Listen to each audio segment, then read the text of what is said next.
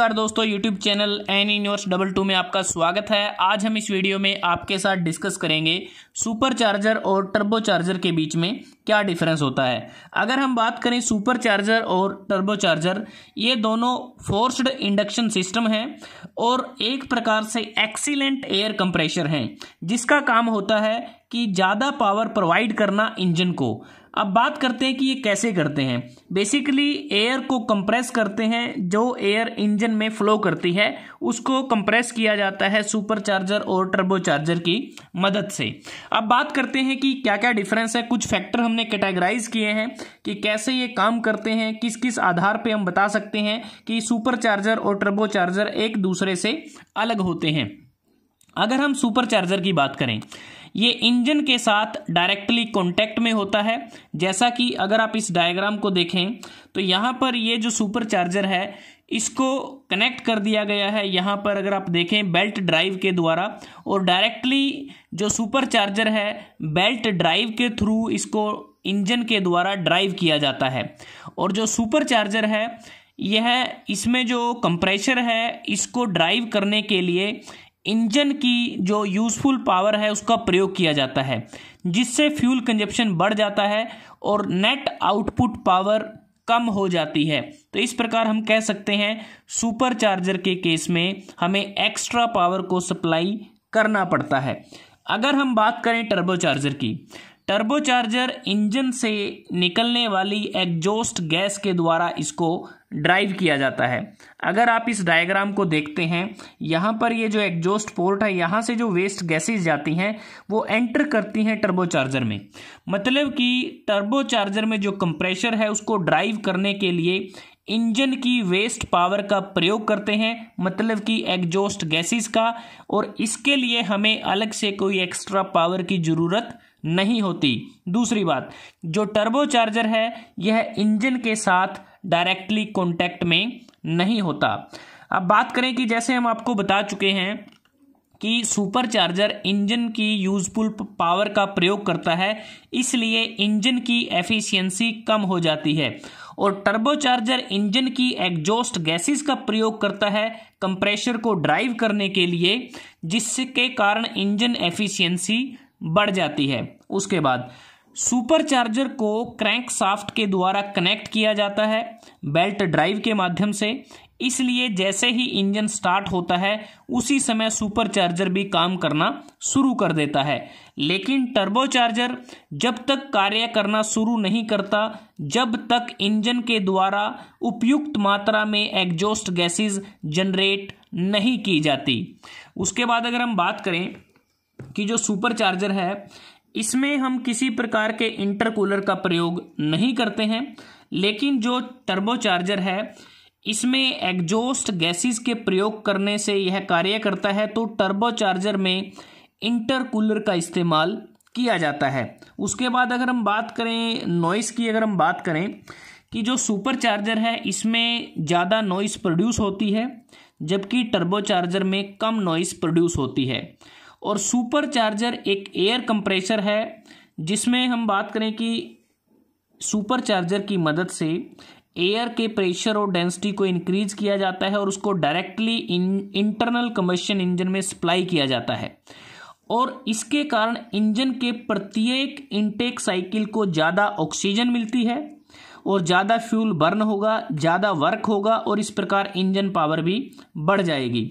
अगर हम बात करें टर्बो चार्जर का ऑब्जेक्टिव होता है इंजन की वॉल्यूमेट्रिक एफिशिएंसी को इम्प्रूव करना, इनटेक गैस मतलब कि जो एयर है उसकी डेंसिटी को बढ़ाकर, जिससे ज़्यादा पावर मिलेगी पर इंजन साइकिल।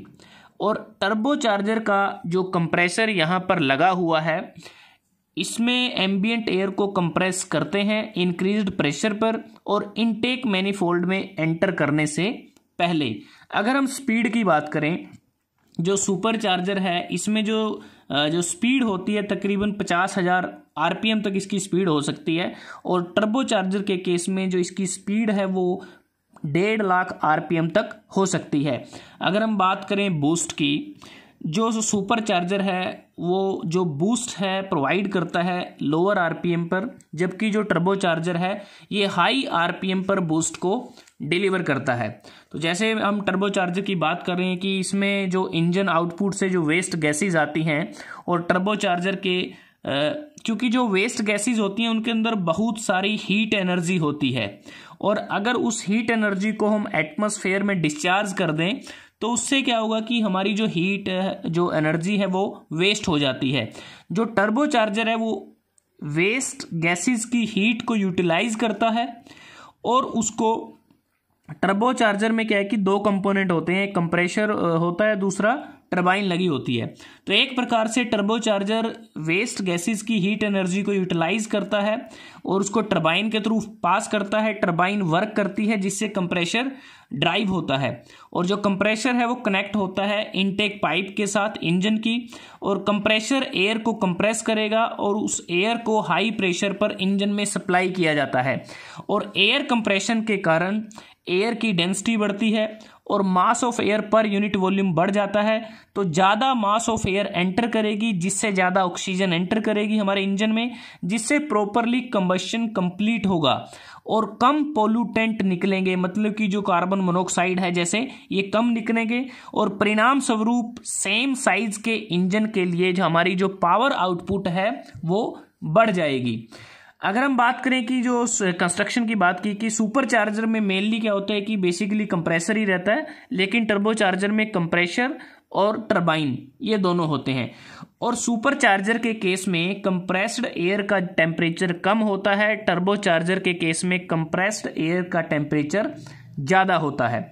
उसके बाद जैसे हमने बात की, सुपर चार्जर को हमें चलाने के लिए इंजन से पावर को ड्रा करना पड़ता है, जबकि टर्बो चार्जर को चलाने के लिए हम एक्सट्रैक्ट करते हैं उनकी पावर को एग्जॉस्ट गैसेस से। सुपर चार्जर सूटेबल होता है उन इंजन के लिए जिसमें स्मॉलर डिस्प्लेसमेंट होती है। टर्बो चार्जर उन इंजन के लिए सूटेबल रहता है जहां पर हायर डिस्प्लेसमेंट होती है। उसके बाद सुपर चार्जर कम एफिशिएंट होता है क्योंकि ये ज़्यादा पावर की डिमांड करता है। टर्बो चार्जर ज़्यादा एफिशिएंट होता है क्योंकि ये एग्जॉस्ट गैसेस से पावर को ड्रा करके चलता है। लेकिन जो सुपर चार्जर है ये मोर रिलायबल है, टर्बो चार्जर कम रिलायबल होता है। सुपर चार्जर का वेट कम होता है, साइज कम होता है, लेकिन टर्बो चार्जर का साइज बड़ा होता है, हैवी होता है, जिसके परिणाम स्वरूप टर्बो चार्जर ज़्यादा कॉस्टली होता है, सुपर चार्जर कम कॉस्टली होता है। अगर हम मेंटेनेंस की बात करते हैं, सुपर चार्जर को मेंटेनेंस करना इसका आसान होता है, जबकि टर्बो चार्जर के केस में जो मेंटेनेंस है उसको करना थोड़ा सा डिफ़िकल्ट रहता है, क्योंकि इसमें जो ज़्यादा जो हीट है वो जनरेट होती है, जिसके लिए हमें बहुत ज़्यादा इसमें फ्रीक्वेंट लुब्रिकेशन की ज़रूरत होती है, इसलिए इसकी मेंटेनेंस थोड़ी डिफ़िकल्ट होती है टर्बो चार्जर के केस में।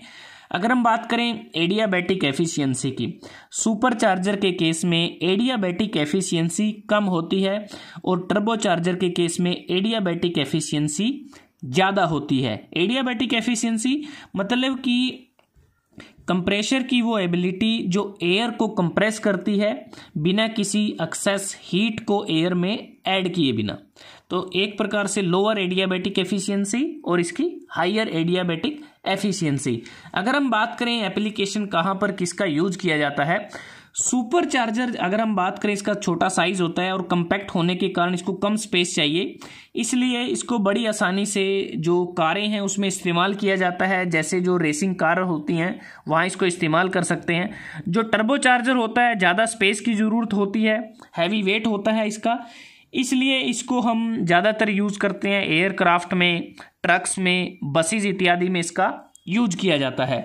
तो दोस्तों आज हमने इस वीडियो में आपके साथ डिस्कस किया सुपर चार्जर और टर्बो चार्जर के बीच में क्या क्या डिफरेंस होते हैं।